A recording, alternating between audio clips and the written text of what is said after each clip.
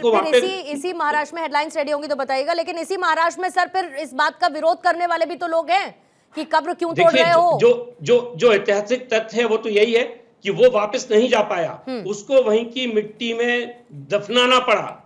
ये मराठा जो हमारे मराठा की जो शक्ति थी, ये उसका परिणाम था। मैं सोचता हूँ ये तो एक हमारे लिए, मैं मराठा समाज की जब बात सोचता हूँ तो मुझे लगता है उनके लिए गौरव की बात है। वो महाराष्ट्र के लिए गौरव की बात थी कि जो आक्रांता आया था उसको उन्होंने वहां की मिट्टी में ही दफना दिया। अब इसके बाद की जो व्यवस्था, अगर कोई सरकार कुछ करना चाहती है तो निश्चित रूप से सरकार को कानूनन जो है इसी को लेकर जो भी कानूनी पेचीदगियां है या क्या सरकार उसको लेकर आगे करेगी। रोहन गुप्ता जी जल्दी से अपना जवाब रखिएगा सर।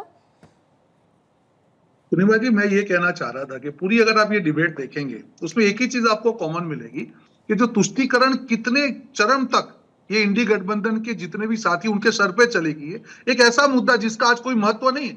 औरंगजेब का जो उसने किया उसको कोई इतिहास बदल नहीं सकता है, ना भविष्य बदल सकता है, पर आज भी उसको डिफेंड करने वाले लोग बैठे हैं। कहां से देश इनके ऊपर भरोसा करेगा? अरे जो गलत किया बोल दीजिए, मामले को आगे बढ़ाइए। तूल तो आप लोग दे रहे हैं, तारीफ करके तूल दे रहे हैं, उसको जस्टिफाई करके तूल दे रहे हैं। अरे मत करिए, देश माफ नहीं करेगा आपको। वो एक आक्रांता था, है और रहेगा। उस हकीकत को कोई नहीं बदल सकता, उसके अत्याचारों को कोई नहीं भुला सकता। वो आदमी जो अपने परिवार का नहीं हो, किसी और का क्या होगा, उसको ग्लोरीफाई करना, मुझे लगता है ये हमारे लिए एक बहुत बड़ी विडंबना है। और मैं बोल रहा हूँ ये कमनसीबी है पूरे देश की कि आज भी ऐसी पार्टियां बची है जो इस प्रकार के लोगों के साथ में खड़ी है। ये सिर्फ तुष्टीकरण की उनकी माइंडसेट दिखाता है जिसको कोई नहीं बदल सकता है। वो हम कुंभ के रिएक्शन की बात करें, बांग्लादेश में वो हिंदुओं के अत्याचार की बात करें या औरंगजेब की बात करें, तीनों के पीछे सेंट्रल मुद्दा है तुष्टीकरण का, जो इनके ब्लड में से, उनके रक्त से नहीं निकल सकता। ठीक है, कल्की धाम के पीठाधीश्वर आचार्य प्रमोद कृष्णम जी भी इस वक्त हमारे साथ जुड़ चुके हैं। आचार्य जी, स्वागत करती हूँ आपका दहाड़ की इस चर्चा में। और क्योंकि सर आपकी तरफ से बयान आया कि कब्र को नहीं तोड़ना चाहिए, सनातन इसकी इजाजत नहीं देता है, मैं सिर्फ इतना समझना चाहती हूँ कि एक पूरी की पूरी रो है जो महिमा मंडन कर रही है औरंगजेब का, एक वो वर्ग है जो कब्र को तोड़ देना चाहता है। ये सियासी मामला एक सियासी रूप ले चुका है। लेकिन दूसरी तरफ आप ये कह रहे हैं कि कब्र को नहीं तोड़ना चाहिए, फिर क्या होगा इस विरोध का जो हो रहा है? देखिए पूर्णिमा जी, कब्र को तोड़ना एक अलग पहलू है और औरंगजेब के को महिमा मंडित करना, उसको ग्लोरीफाई करना, ये एक अलग पहलू है। औरंगजेब एक क्रूर बादशाह था। उसने हिंदुओं के ऊपर अत्याचार किया। वो पूरे देश के हिंदुओं को मुसलमान बनाना चाहता था। उसने हिंदुओं के ऊपर इतना जुल्म किया, इतने टैक्स लगाए, इतनी हत्याएं की, ये जग जाहिर है। तो औरंगजेब को ग्लोरीफाई तो किया ही नहीं जा सकता। हमारे भारत के जो हीरो हैं, छत्रपति शिवाजी महाराज हैं, महाराणा प्रताप हैं, गुरु गोविंद सिंह जी महाराज हैं। गुरु गोविंद सिंह जी महाराज के बच्चों को दीवार में चिनवाने का काम किया, औरंगजेब ने किया। तो औरंगजेब को ग्लोरीफाई नहीं किया जा सकता है। औरंगजेब भारत का हीरो नहीं हो सकता है। लेकिन हमारा जो सनातन धर्म है वो विध्वंस का समर्थक नहीं है।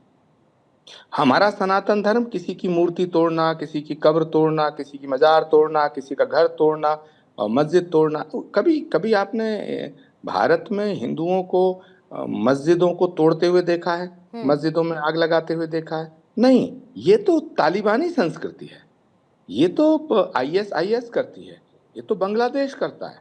बांग्लादेश में किस तरह से बुतों को गिराया गया, स्टैचू हटाए गए, किस तरह मुजीबुर रहमान की मूर्तियों को तोड़ा गया। हमारा सनातन सृजन की बात करता है, विध्वंस की बात नहीं करता। तो मैं औरंगजेब को एक क्रूर बादशाह मानता हूँ, भारत का शत्रु मानता हूँ, भारत हिंदुओं की आस्था पर ठेस करने वाला मानता हूँ। बट हमारा जो शास्त्र है, हमारी जो संस्कृति है, हमारी जो रवायत है, हमारी जो परंपरा है, जो भारत की सभ्यता है, जो भारत के संस्कार है, जो शास्त्र कहता है, जो सनातन कहता है, वो ये कहता है अगर दुश्मन की मौत भी हो जाए तो उस पर भी हंसी नहीं उड़ानी चाहिए। और जो तालिबानी संस्कृति है वो क्या है? आप रोज वीडियो देखते हैं कि आदमी को गोली मार के वो मर गया, उसकी बॉडी को, पार्थिव शरीर के ऊपर नाचते हैं। ये विभत्स, ये मानवता की प्रमोद कृष्णम जी फिर ये भी तो कह रहे हैं कि ये तो क्रिया की प्रतिक्रिया है ना, अगर एक्शन ही नहीं होता तो फिर उसका रिएक्शन ही नहीं आता। नहीं, ये देश भगवान राम का देश है, ये देश भगवान कृष्ण का देश है, ये देश महात्मा बुद्ध का देश है, ये देश विवेकानंद का देश है, ये देश महात्मा गांधी का देश है।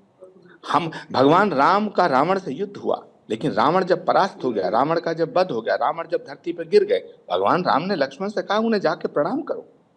ये वो देश है।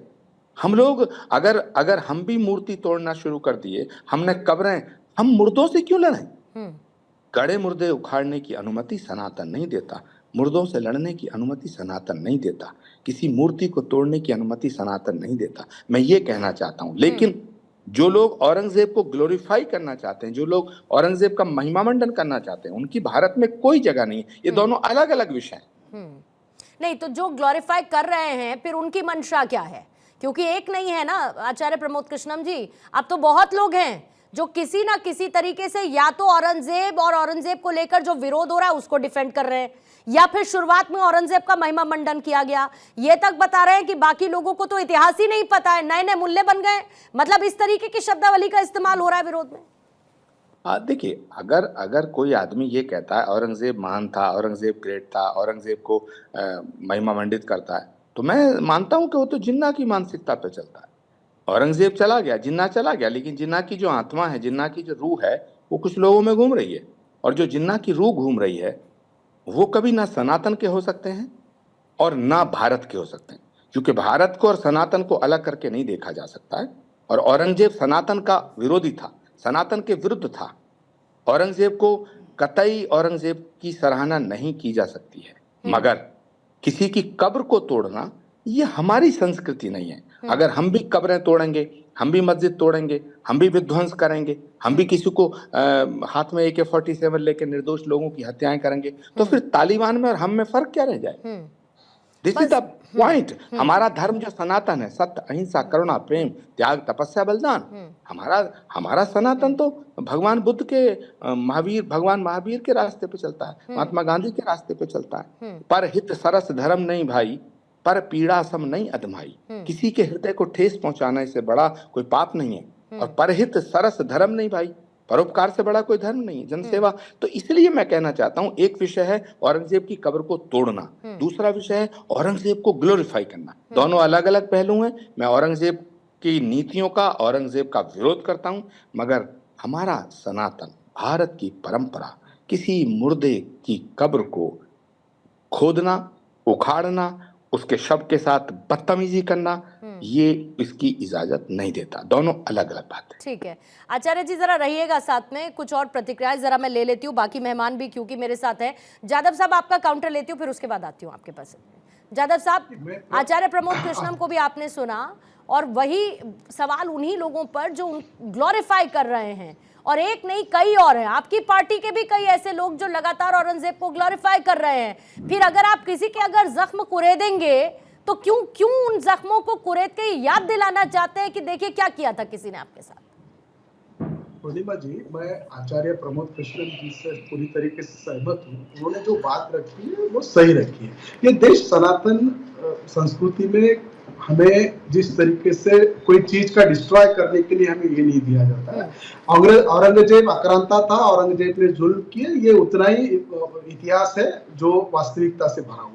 दूसरी बात मैं बता दूं कि आज भारतीय जनता पार्टी किस तरीके से इसका तुष्टीकरण की राजनीति, महाराष्ट्र के ही मंत्रिमंडल के एक मंत्री नीलेश राणे क्या कहते हैं कि हम मल्हार मटन का एक ये करेंगे, और मटन जो है वो हिंदुओं ने मल्हार मटन जो हलाल नहीं, जो ये होता है जो झटका वाला होता है वही खाना चाहिए। इस तरीके से भाषा महाराष्ट्र में हो रही है। तो तुष्टीकरण की राजनीति पूर्णिमा जी कौन करना चाहता है? देखिए, दरअसल महाराष्ट्र के अंदर हो क्या रहा है, किसानों को अपना मूल्य नहीं मिल रहा है, किसानों को कर्जा माफी नहीं मिल रही है। 1500 रुपए 2100 रुपए देने का वादा किया था लाडली बहना में, 1500 भी नहीं दे पा रहे। 500 रुपए मिल रहे पीएम किसान के माध्यम से। हमारे जो दूसरे विषय है, जैसे आज बजट पारित हुआ महाराष्ट्र के अंदर, सोशल जस्टिस के 7,500 करोड़ रुपए की कटौती दी गई, जिसके अंदर सबसे बड़ा शेड्यूल कास्ट है, विजेएनटी है, ओबीसी है, इनका हक का पैसा छीना जा रहा है। आदिवासी विकास विभाग का 4,500 करोड़ का बजट का कटौती हुई। तो ये क्रूरता नहीं है तो क्या है? आज जिस तरीके से औरंगजेब ने क्रूरता की, उसी तरीके की क्रूरता महाराष्ट्र में हो रही है। जानकारी दे रहे हैं बजट को लेके। मुद्दा अभी बजट ठीक है, गलत मुद्दा उठाया है इन्होंने। बिल्कुल। देखिए ये महाराष्ट्र के मुद्दों से